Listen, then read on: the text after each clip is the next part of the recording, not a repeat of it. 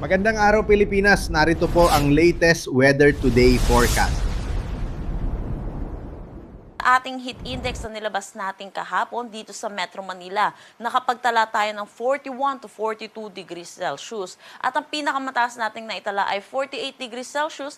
Dito ito sa may Butuan City, Agusan del Norte. Sinundan ng dalawang lugar na may 46 degrees Celsius dito sa Mitugigaraw at Coron, Palawan.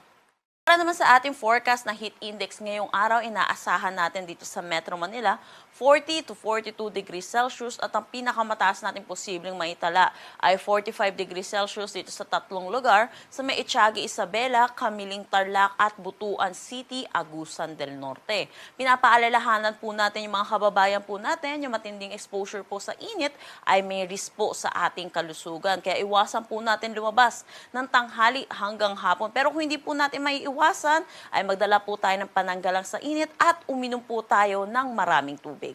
Yung binantayan nating low pressure area sa labas ng ating Philippine Area of Responsibility ay tuluyan na nag-dissipate kagabing 8 p.m.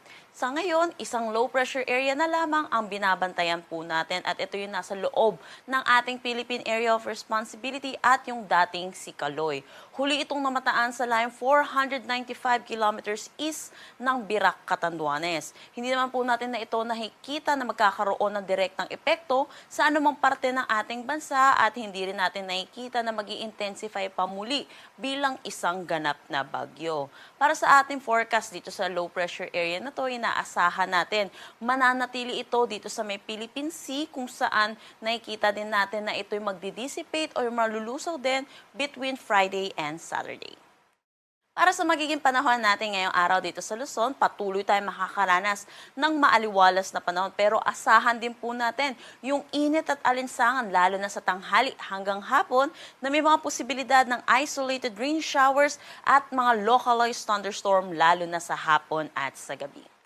Agwat ng temperatura para sa Metro Manila, 28 to 35 degrees Celsius, Lawag, 26 to 33 degrees Celsius. For Tugigaraw, asahan natin ang 27 to 39 degrees Celsius, Baguio, 18 to 25 degrees Celsius, Tagaytay, 24 to 34 degrees Celsius, at Legazpi, 25 to 33 degrees Celsius.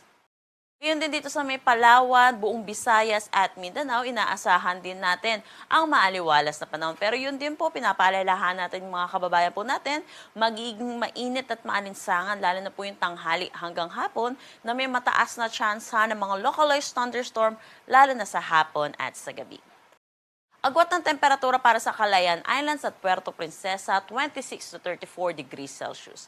Dito naman sa Iloilo, Tacloban at Cagayan de Oro, 27 to 33 degrees Celsius. For Cebu, 26 to 33 degrees Celsius. Zamboanga, 26 to 34 degrees Celsius. At Davao, 27 to 34 degrees Celsius. Wala naman tayong nakataas na anumang gale warning sa anumang seaboards ng ating bansa.